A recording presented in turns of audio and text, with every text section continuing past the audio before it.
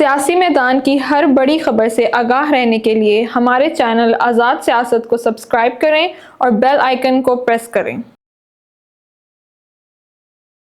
السلام علیکم ناظرین، میں ہوں ملیہ خان اور آپ دیکھ رہے ہیں آزاد سیاست، اور میرے ساتھ اسٹوڈیوز میں موجود ہیں راجہ خالد صاحب، ایڈوکیٹ راجہ خالد صاحب آف کورس۔ السلام علیکم سر، کیسے ہیں؟ وعلیکم السلام، thank you for your time, بہت شکریہ، یو آر ویلکم۔ دوبارہ زحمت دی ہم نے آپ کو، دوبارہ دیتے رہتے ہیں، ہم دوبارہ لگے رہتے ہیں، چوتھی دفعہ۔ ہاں ایسے وہ میں یہ کہنے لگی تھی، ہم آپ کو دیتے رہتے ہیں، ہم دوبارہ نہیں میں حاضر ہوں، کوئی مسئلہ نہیں، اٹ از مائی پلیئر۔ بہت شکریہ بہت شکریہ۔ سو راج صاحب، سوالوں کا سلسلہ تھوڑا سا شروع کرتی ہوں اور ڈائریکٹ اسی پہ آتے ہیں، بیکاز یہ ہے کہ بات جتنی کی جائے اتنی اچھی بات ہے۔ سو سب سے پہلے تو یہ کہ آئینی بینچ کے حوالے سے جو ہے وہ اپنا کام کل سے اسٹارٹ کر رہے ہیں، ٹھیک ہے، اور پاسبلٹی یہ بھی دیکھی جا رہی ہے کہ جو 26ویں آئینی ترمیم تھی اس کے خلاف جتنی بھی درخواستیں تھیں وہ ان کے حوالے سے جو ہے وہ ساری باتیں کی جائیں گی، اور ہو سکتا ہے کہ وہ بھی ڈسکس ہو اس کے اندر۔ سو راجہ صاحب، وہ آپ کو کیا لگتا ہے کہ یہ کیس جو ہے وہ بینچ کو ملے گا یا پھر فل کورٹ کو ہی سننا چاہیے؟ دیکھیے ملیہ، بات یہ ہے کہ فل کورٹ تو نہیں سن سکتی، یعنی سپریم کورٹ کے باقی ججز اس لیے نہیں سن سکتے کہ جو کانسٹیٹیوشنل بینچ ہے وہ کمپرائز ہوا ابھی 7 ججز پہ، اس کی کمپوزیشن آپ کے سامنے آ گئی کہ 7 ججز ہیں، and bench is headed by Aminuddin Khan, justice امین الدین خان۔ ٹھیک ہے، تو اب یہ 7 ہی سن سکتے ہیں، اگر جو بھی کانسٹیٹیوشنل میٹر ہوگا that is to be heard by these 7 ججز۔ ٹھیک ہے، تو مطلب آئینی بینچ ہی سنے گی؟ آئینی بینچ ہی سنے گا اسے، یہ فل کورٹ نہیں سن سکتی، کیونکہ باقی لوگ جو ہیں، باقی جو ججز ہیں وہ سپریم کورٹ کے ججز ہیں، وہ جو کانسٹیٹیوشنل بینچ ہے اس کے ججز نہیں ہیں، لہٰذا وہ نہیں سن سکتے۔ وہ روٹین کی جو اپیلس ہیں، روٹین وہ سول اپیلس ہیں، کرمنل اپیلس ہیں، ٹیکس اپیلس ہیں، فیملی میٹرز ایٹسٹرا، وہ اس طرح کے کیسز سن سکتے ہیں۔ ٹھیک ہے، تو جو بھی اس کے حوالے سے جتنی بھی بات کی جائے گی، یعنی یہ جو 26ویں آئینی ترمیم ہے وہ ساری کی ساری بینچ کے تھرو ہی ہوگا، کوئی کورٹس کے تھرو نہیں ہوگا؟ کورٹس کے ذریعے نہیں ہوگا، وہ کانسٹیٹیوشنل کورٹ سنے گی۔ ٹھیک ہے، اور اچھا اس کے علاوہ یہ بھی ہے کہ لیکن اب ایک اور جو کیس ہے ہم لوگوں کا ریزرو سیٹس کا، صحیح ہے، وہ پہلے فل کورٹ کے سامنے آیا تھا، ٹھیک ہے، اور اب دوبارہ سے اس کو لایا جا رہا ہے سامنے، تو وہ اب بینچ کے سامنے آئے گا یا اب دوبارہ سے وہ فل کورٹ کے سامنے ہی آئے گا؟ وہ اس کا کون سارٹ کرے گا؟ دیکھیں ملیہ، یہ واقعی بڑی انٹرسٹنگ صورتحال پیدا ہو گئی، چونکہ وہ فل کورٹ نے سنا تھا، فل کورٹ سے مراد وہاں پہ 13 ججز جو اویلیبل تھے انہوں نے وہ کیس سنا تھا، اس میں 8 نے ایک فیصلہ دیا جو اکثریتی فیصلہ تھا، تاحال وہ امپلیمنٹ نہیں ہو سکا بوجو، ٹھیک ہے، اس کے بعد قانون سازی بھی ہو گئی، آپ کو پتہ بھی ہے کہ پارلیمنٹ نے لیجسلیشن بھی کر دی، اور پھر اس فیصلے پہ بہت زیادہ انگلیاں اٹھائی گئیں، چونکہ میں سمجھتا ہوں میری دانست میں، اور میں اس پہ بار بار اپنی رائے کا اظہار بھی کر چکا ہوں، کہ اس فیصلے میں جو کورٹ تھی، جو 8 ججز تھے، they have gone well behind the constitution of Pakistan. انہوں نے کانسٹیٹیوشن بینچ میں جو 8 ججز کا اکثریتی فیصلہ تھا جو ریزرو سیٹس کے حوالے سے، تو اس فیصلے میں انہوں نے کانسٹیٹیوشن کو ری رائٹ کیا ہے، ایمنڈ کیا ہے، جو سول پروسیجر کوڈ ہے ہماری اسے ایمنڈ کیا ہے، تو اس میں بہت سارے لیکونات ہیں، بہت سارے لیگل فلاز ہیں، بہت سارے قانونی سکم ہیں، تو اس لیے میں سمجھتا ہوں کہ وہ تو لازماً ریویو ہوگا۔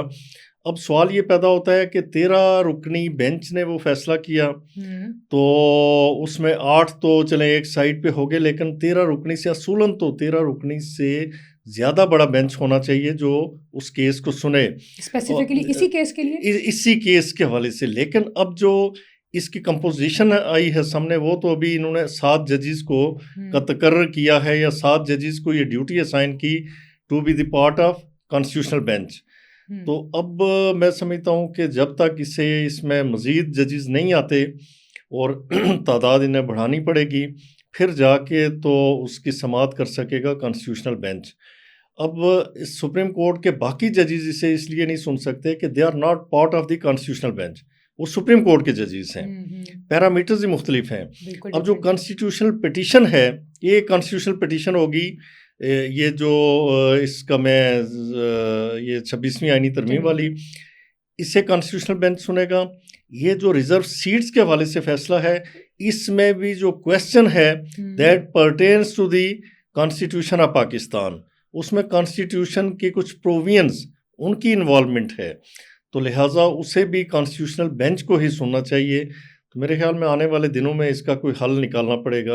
لیکن پھر راجہ صاحب ایک اور چیز بھی ہے نا, اب اسٹارٹ کریں گے یہ لوگ اپنا کام, ٹھیک ہے, آئینی بینچ اپنا کام اسٹارٹ جب کرے گی اور کیسز وغیرہ ریزالو کرنا, یہ سب کچھ کرنا, تو پھر ان کو چیلنجز کا بھی سامنا ہوگا, آف کورس ہوگا, کیونکہ ایک دم سے اگر وہ کریں گے تو وہ کیا چیلنجز آپ کو لگتا ہے کہ ہو سکتا ہے؟ دیکھیں ملیہ, بات یہ ہے کہ اس وقت میں سمجھتا ہوں کہ اسے آپ ایک الگ سے کوڈ کے طور پہ لے لیں. میری پہلے بھی رائے یہ تھی اور اب بھی میں یہ کہتا ہوں کہ شاید جو ریکوائرمنٹس تھیں, جو ہماری لیجسلیچر کے پیش نظر تھا, یا جو ہم سوچ رہے تھے لیگل فرٹرنیٹی, وہ یہ تھا کہ کانسٹیٹیوشنل کورٹ یعنی ایک فیڈرل کورٹ یا اس طرح کی کورٹ سامنے آئے گی, یعنی الگ سے ایک کورٹ سامنے آئے گی, سیپریٹ کورٹ آئے گی. وہ زیادہ بہتر تھا, وہ زیادہ بہتر تھا. لیکن انہوں نے سپریم کورٹ کے اندر ہی ایک کانسٹیٹیوشنل بینچ بنا دیا. بہت ظاہر ایک بالکل نئی کورٹ اسٹیبلش کی گئی, نیا بینچ سمجھے اسٹیبلش ہوا. تو اس کے لیے انہوں نے رولز بنانے ہیں, اس کے ریگولیشنز بنانے ہیں, اسے کیسے اس کی پروسیڈنگ کو کیسے ریگولیٹ کرنا, اور کیسز کا کیسے اس کی فکسیشن کے حوالے سے بہت سارے ایسے چیلنجز ہیں جو اس بینچ کو درپیش ہوں گے. تو ظاہر وہ رولز بننے کے بعد ہی کوئی کلیئرٹی سامنے آئے گی. تو وہ رولز بنے ہی نہیں ہیں ابھی تک. اس کے رولز تو بننے ہیں نا, ابھی وہ تو بنیں گے. ان کی کس چیز کے رولز کی آپ بات کر رہے ہیں؟ یعنی جو کانسٹیٹیوشنل بینچ ہے نا, اس کے رولز, اس کے ذرا رولز ہوں گے نا اپنے, وہ تو آف کورس ہوں گے. کیسز کی فکسیشن کے حوالے سے نہیں تو پھر یہ اگر اگر یہ کیسز ابھی سے انہوں نے لینا شروع کر دیے ہیں اور ان کو صحیح ریزالو کرنا شروع کر دیا ہے, لیکن رولز ابھی بنے ہی نہیں, تو یہ تو کانٹرڈکٹ کر رہی ہے. نہیں دیکھیں, رولز میں تو آپ کو باقی معاملات ہیں جو میٹیگریٹیز ہیں, انہیں ریزالو کرنا ہوتا ہے رولز کے ذریعے. لیکن اس وقت جو بعض ادارے ایسے ہیں کہ ان کے رولز نہیں بن پاتے, لیکن وہ ادارہ کئی سالوں سے فنکشن کر رہا ہوتا ہے, پھر وہ کورٹس میں بھی جا کے ہم نے ہائی کورٹ, تو ہم لوگ پیچھے رہتے ہیں, ہمارے رولز ہوتے ہی پیچھے. لیکن اس میں چونکہ ابھی کورٹ بنی ہے, اس ٹائم تو لگے گا رولز میں, شاید ایک آدھ ماہ مزید لگ جائے, 15 دن لگتے ہیں, فنکشنل ہو جائے گا, لیکن رولز نہیں ہیں. لیکن وہ ایسی کوئی رکاوٹ نہیں ہے کہ اس وقت جو کیسز ان کے سامنے فکس ہو رہے ہیں یا فکس ہوں گے, انہیں سننے میں کوئی وہ نہیں ہے, بات نہیں. لیکن رولز کا باقی رولز کا تعلق کس سے ہے؟ نہیں, رولز کا تعلق کس سے ہے کہ کیسز کی فکسیشن کے حوالے سے. تو پھر فکسیشن تو آپ کہہ رہے ہیں ویسے بھی سٹارٹ ہو جائے گی. نہیں, وہ تو اس نے کر دی, کورٹ نے کر دی. جب تک رولز نہیں بنتے تو انہوں نے کہا کہ ہم یہ کیسز, یا کورٹ تو فنکشن کرے نا, جو پینڈنسی ہے وہ وہاں پہ نہ رہے. لیکن جہاں پہ کچھ ایسی چیزیں ہیں جس میں رولز کا ہونا ضروری ہے, رولز کلیئر کریں گے, تو وہ رولز کی فارمیشن اور رولز کی کمپلیشن کے بغیر نہیں ہو سکے گا. فکسیشن سے مراد یہ ہے کہ کتنے لوگ اس میں بیٹھ کے کیس فکس کریں گے. جس طرح سپریم کورٹ کا ہو گیا نا کہ فکسیشن کے حوالے سے پریکٹس اینڈ پروسیجر ایکٹ آ گیا, کہ جو 3 سینئر ججز ہیں تو ان پہ کمپرائز کرے گا ایک جو ججز کمیٹی ہے, وہ کیسز کی فکسیشن کرے گی. اب اس میں جو سو موٹو کے پاورز تھے, those were available to the, پہلے تو یہ تھا کہ available to the chief justice of Pakistan. پھر پریکٹس اینڈ پروسیجر ایکٹ میں یہ کہا گیا کہ جو 3 سینئر ججز کی کمیٹی ہے انکلوڈنگ دی CJP, تو وہ اس کا فیصلہ کرے گی کہ کس کیس میں ہم نے سو موٹو نوٹس لینا ہے, کس میں سو موٹو نوٹس نہیں لینا. اب وہ سو موٹو کے پاورز جو ہیں وہ ڈیلیگیٹ ہو گئے کسے, کانسٹیٹیوشنل بینچ کو. ٹھیک ہے, وہ سپریم کورٹ کا تو کلیئر تھا پریکٹس اینڈ پروسیجر ایکٹ میں. لیکن ادھر اب جو ہمارا یہ کانسٹیٹیوشنل بینچ ہے, اس کے کون کون سے ججز اس کی فکس کریں گے سو موٹو کیسز, یا جو بھی آئینی پیٹیشنز ہیں, تو اس طرح بہت ساری جو اور باریک باتیں ہوتی ہیں, تو وہ رولز کے کمپلیشن کے بعد ہی سامنے آئیں گی. ٹھیک ہو گیا. اس کے علاوہ حکومت نے سپریم کورٹ میں اور ہائی کورٹ میں جو ہے وہ ایڈیشنل ججز کے اوپر بھی شارٹ لسٹنگ وغیرہ کرنا اسٹارٹ کر دی ہے, تو اس حوالے سے آپ کیا کہیں گے؟ وہ شارٹ لسٹ ہو کے کون کرے گا شارٹ لسٹ, اور کس بنیاد پہ ہوں گی شارٹ لسٹنگ؟ سب سے پہلے تو یہ سوال. اچھا, ایک بات تو یہ ہے نا کہ یہ دیکھیے, میں سمجھتا ہوں کہ گورنمنٹ یہاں نہیں کہنا چاہیے, اس لیے کہ یہ کام ہوتا ہے کہ جو کنسرن چیف جسٹس ہے ہائی کورٹ کا, تو اگر ہائی کورٹ میں ججز لینے ہیں تو وہ اسے کنسلٹ کیا جاتا ہے, پھر سپریم کورٹ کے چیف جسٹس صاحب اس میں انوالو ہوتے ہیں. تو پھر نہیں, گورنمنٹ کا میں بتاتا ہوں, پھر ظاہر لا منسٹر, یہ سارے اٹارنی جنرل آفس, ان سب کو اعتماد میں رکھ کے تو لسٹ بھیجی جاتی ہے سپریم کورٹ میں. تو پھر جوڈیشل کمیشن نے اپائنٹمنٹ کرنی ہے, لسٹ جو بھی بھجوائے وہ جوڈیشل کمیشن ان کی اپائنٹمنٹ کرے گا. اور جوڈیشل کمیشن میں آپ کو پتہ ہے کہ چیف جسٹس آف پاکستان ہوں گے, 3 سینئر موسٹ ججز ہوں گے, 4 پارلیمنٹیرینز ہوں گے جس میں 2 اپوزیشن سے ہوں گے اور 2 ٹریری بینچ سے ہوں گے. ٹھیک ہے. پھر اس کے علاوہ ایک ممبر ہوگا پاکستان بار کونسل کا جس کی پریکٹس کم از کم 15 سال ہونی چاہیے. پھر اٹارنی جنرل آف پاکستان ہوں گے. پھر لا منسٹر ہوں گے. اور پھر ایک خاتون جو انہوں نے اپائنٹ کی، خاتون یا نان مسلم اس میں لکھا ہوا تھا، جو which is to be nominated by the speaker of national assembly, لیکن اس کی کوالیفیکیشن کیا ہوگی، وہ سینٹ کے ممبر بننے کی یا منتخب ہونے کی اہلیت رکھتی ہو، ٹیکنوکریٹ ٹائپ. اس میں وہ خاتون بھی ذرا روشن اس طرح سے نام آیا تھا سامنے، ان کا تقرر بھی ہو گیا، وہ نامینیٹ ہو گئی ہیں. یہ 13 رکنی. اور ایک اور بات کہ اس میں جو کانسٹیٹیوشنل بینچ کو ہیڈ کریں گے، اب تو امین الدین خان صاحب آ گئے ہیں، تو امین الدین خان صاحب he will be member of the judicial commission. یہ 13 رکنی ہوگا. یہ لوگ ڈیسائیڈ کریں گے کہ یہ انہوں نے ایلیویشنز کرنی ہیں، ان کی ریکمنڈیشنز ہوں گی، اور پھر پرائم منسٹر کے ذریعے صدر پاکستان. ریکمنڈیشنز کس بنیاد پہ ہوں گی؟ ریکمنڈیشنز تو ان کی اہلیت ہوتی ہے نا. جو دیکھیے سپریم کورٹ کے جج کے لیے 15 سال کی ہائی کورٹ کی پریکٹس ہونی چاہیے. ٹھیک ہے. اس کی ایج جو ہے وہ 45 سال سے کم نہ ہو. لگتا ہے کہ یہ واقعی سب دیکھا جائے گا، یہ سارے پیرامیٹرز دیکھے جائیں گے؟ پیرامیٹرز تو دیکھیں نا، بیسک کوالیفیکیشن پہلے تھی مرضی سے بھی تو وہ اپوائنٹ کر دیا جاتا ہے نا. نہیں، جوڈیشل کمیشن ہی کرے گا، مرضی جوڈیشل کمیشن کی ہوگی. گورنمنٹ اکیلی یا اکلوتی کچھ بھی نہیں کر سکتی. اچھا ٹھیک ہے. اس میں یہ بات کہی جا سکتی ہے کہ گورنمنٹ کے نسبتاً بندے زیادہ ہیں. ایک جو ممبر ٹیکنوکریٹ وہ لے کے آئے ہیں، وہ جو اسپیکر صاحب نامینیٹ کریں گے، تو لوگ کہتے ہیں جی کہ وہ گورنمنٹ کی سائڈ پہ ہوں گے، چونکہ اسپیکر جو ہیں وہ گورنمنٹ کے بندے ہوتے ہیں، تو لہٰذا وہ کسی کو بھی اس کو نامینیٹ کریں گے جو ان کو فیور کرے گا. لیکن it is to be done by the judicial commission of Pakistan. ٹھیک ہے. تو مطلب گورنمنٹ مل کے کریں گے، لیکن زیادہ جو کیس ہے وہ زیادہ جو ہاتھ ہوگا وہ انہی کا ہوگا. دیکھیے نا، پہلی جو کمپوزیشن تھی نا جوڈیشل کمیشن کی، وہ بھی اسی طرح کی تھی. اس میں صرف یہ پارلیمنٹری لوگ نہیں تھے، پارلیمان سے تعلق رکھنے والے 8 ممبرز تھے.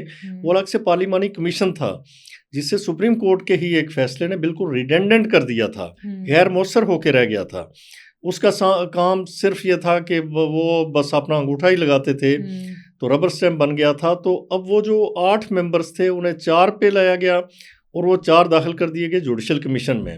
اور پہلے ایک ریٹائرڈ جج ہوتا تھا سپریم کورٹ کا، جسے chief justice of Pakistan nominate کرتے تھے، اسے نکال دیا گیا، اور اس کی جگہ وہ خاتون لائی گئی ہیں جو 13ویں نمبر پہ ہیں جوڈیشل کمیشن میں، جو غیر مسلم یا عورت والا جو کنسیپٹ ہے ان میں سے کوئی ایک. اس کے علاوہ راجہ صاحب 9 مئی کے حوالے سے جو کیسز ہیں اتنے سارے، وہ بھی ڈیلے ہی ہوتے رہے ہیں، جو ابھی تک ڈیلے ہوتے بھی نظر آئے انفیکٹ. تو اب ان کی بھی آپ کو لگتا ہے کہ عدلیہ اس میں کچھ کردار ادا کر پائے گی، ان کو ریزالو کرنے میں یا ان کو کچھ اینڈ پہ لے جانے میں؟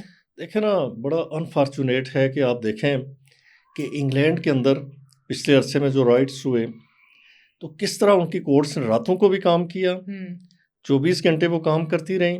جتنے مسکریئنٹس تھے تو انہوں نے بک کیا، اور 13 سال کے بچوں کو بھی سزا دے دی، جو بھی انوالو تھا. تو انہوں نے کہا کہ یہ نہیں ہو سکتا کہ اسٹیٹ پہ آپ اٹیک کریں. کیپٹل ہل والا واقعہ آپ کے سامنے ہوگا امریکہ میں، وہاں پہ حملہ ہوا، کس طرح انہوں نے اسپیشل کورٹس بنا کے تو انہیں بک کر دیا. پاکستان میں انفارچونیٹلی ہمیں ابھی تک آپ دیکھیں کہ 9 مئی کو تقریباً اب 1.5 سال ہو گیا.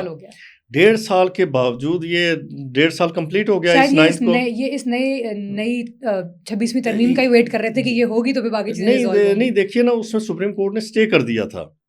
سپریم کورٹ نے جو ملٹری کورٹ کی اسٹیبلشمنٹ تھی، کانسٹیٹیوشن تھی یا ٹرائل تھا، اسے اسٹے کر دیا تھا، جس کی وجہ سے وہ لوگ اندر ہیں، ان کا ٹرائل نہیں ہو رہا. بعض لوگ ڈیفینیٹلی انوسینٹ ہوں گے، شاید کورٹس انہیں بری کر دیں. یہ غلط بات ہے کہ انوسینٹ لوگ اندر ہیں، لیکن جو حقیقی کلپریٹس ہیں انہیں جب سزا نہیں ملتی، تو جو اس طرح کی سوچ رکھنے والے لوگ ہیں، جو ملک پاکستان پہ حملہ آور ہوتے ہیں، جو ملٹری اسٹیبلشمنٹس پہ حملہ آور ہوتے ہیں، جو ہمارے حساس اداروں پہ حملہ آور ہوتے ہیں، جو ایئرپورٹس پہ اور ایئر بیسز پہ حملہ آور ہوتے ہیں، تو وہ انکرج ہوتے ہیں کہ جو پہلے پکڑے گئے تھے ان کا کیا ہو گیا کہ ہمیں سزا ہوگی. اور پھر یہ بات چلتی ہے جی کہ پاکستان میں کس کو سزا ہوتی ہے، بڑے جرم کرنے والے بچ جاتے ہیں. اس وقت لوگوں کو سیاست نظر آتی ہے جی کہ ان کے فنڈامنٹل رائٹس ہیں. وہ فنڈامنٹل رائٹس جنہیں آپ نے جہاں پہ جا کے آپ نے دھماکے کیے، جہاں پہ فائرنگ کی، یا جو حکومت پاکستان کی اسٹیٹ آف پاکستان کی ملکیت تھی، جو ہماری پراپرٹیز تھیں اس طرح کی، تو اس کی آپ نے تہس نہس کر دی. تو فنڈامنٹل رائٹس باقی یعنی being a citizen of Pakistan میرے ٹیکسوں سے ظاہر ہے ایئر بیسز بنتے ہیں، آپ کے ٹیکسز سے بنتے ہیں، یہ ساری اسٹیبلشمنٹ اس پاکستان کے 24 کروڑ عوام کے ٹیکسز سے بنتی ہے. یہ ملٹری اسٹیبلشمنٹس ہیں یا جتنی بھی باقی جو تنصیبات ہیں سویلین، تو انہیں جا کے اگر کوئی ان پہ حملہ آور ہوگا تو میں سمجھتا ہوں کہ it is tantamount to attack on Pakistan. یہ پاکستان پہ حملہ تھا، لیکن بدقسمتی سے وہ لوگ ابھی تک بالکل سکون سے بیٹھے ہوئے ہیں. لیکن اور اب آپ کو کیا لگتا ہے کہ کیا اقدامات ہیں جو کہ ضروری ہیں اس سب کو ریزالو کرنے کے لیے؟ پہلی بات ٹھیک ہے ابھی تک تو نہیں ہوئے ریزالو، لیکن اب کیا ضروری ہے کہ ریزالو تو ہونا کم از کم؟ دیکھیے اس میں ہماری جوڈیشری کو ایک ایکٹیو رول ادا کرنا پڑے گا، اور وہ جو جوڈیشل ایکٹیویزم اس سینس میں تھا کہ آپ نے اپنے ڈومین سے باہر نکل کے کھیلتے تھے، وہ کام ختم کرتے ہوئے آپ کو یہ کرنا ہوگا کہ اس طرح کے جو بے تکی اور بیجا ٹیمپریری انجنکشنس ہیں، سٹیز جو اس طرح کا گرانٹ کیا جاتا ہے، وہ ویکیٹ کرتے ہوئے جو متعلقہ کورٹس ہیں انہیں فنکشنل ہونے دیا جائے، تاکہ جو ملٹری کورٹس ہیں یا جو بھی کورٹس ہیں ملٹری ہونے دیا جائے. فنکشنل تو وہ ہیں ہی نہیں، فنکشنل مطلب یہ ہے کہ آپ کو میں روک دیتا ہوں کہ کہ آپ نے کام نہیں کرنا تو آپ نان فنکشنل ہو گئے، آپ کام نہیں کر رہے، آپ بیٹھے ہوئے ہیں کورٹ میں، لیکن آپ سپریم کورٹ کے فیصلے کا انتظار کر رہے ہیں کہ وہ اسٹے ویکیٹ کرے گا تو میں فردر پروسیڈ کروں گا. اور پھر یہ ڈنڈورا پیٹا جاتا ہے کہ ان کے خلاف اگر کچھ تھا تو آج تک بک کیوں نہیں ہوئے، آج تک سزا کیوں نہیں ہوئی، کس کو سزا ہو گئی. اس میں سزائیں تو دی نہیں جا رہی، دی اس لیے نہیں جا رہی کہ سپریم کورٹ آف پاکستان نے اسے اسٹے کر دیا، سٹاپ کر دیا، ان کے ہاتھ باندھ دیے، تو اب وہ کیسے سزا دیں گے. لہٰذا یہ سوچ کے کہ اس میں ملک کا نقصان ہے، ملک کی بدنامی ہے، یہ لوگ پھر الٹا ایکسپلائٹ کرتے ہیں جی کہ ہم انوسینٹ ہیں، ہمیں ویسے رکھا گیا ہے. اگر ہمارے پاس کچھ تھا تو آج تک ثابت کیوں نہیں ہوا؟ ثابت بہت کچھ ہو سکتا ہے آپ کے خلاف، ہوگا بھی ثابت، لیکن آپ جو نیچے والی کورٹس ہیں، ٹرائل کورٹس ہیں، چاہے وہ ملٹری کورٹس کی صورت میں ہوں یا باقی کورٹس کی صورت میں ہوں، ان کے آپ نے ہاتھ باندھ کے رکھ دیا، اسی لیے نہیں سالو ہو سکتا. اسی لیے سالو نہیں ہو سکتا.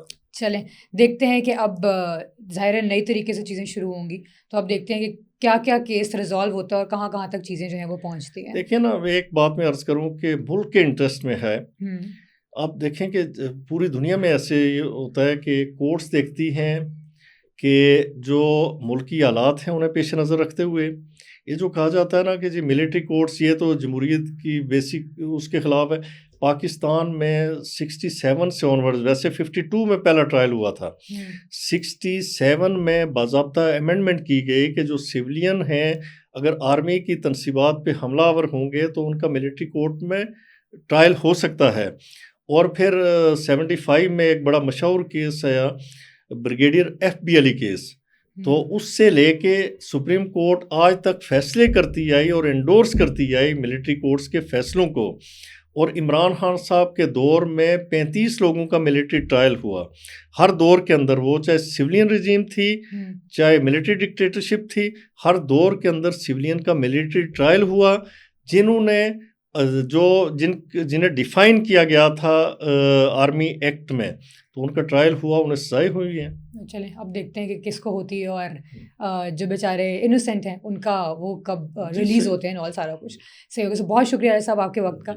ناظرین، پروگرام کا ختم ہوا ہے وقت، اور انشاءاللہ نیکسٹ پوڈ کاسٹ میں حاضر ہوں گی. اللہ حافظ.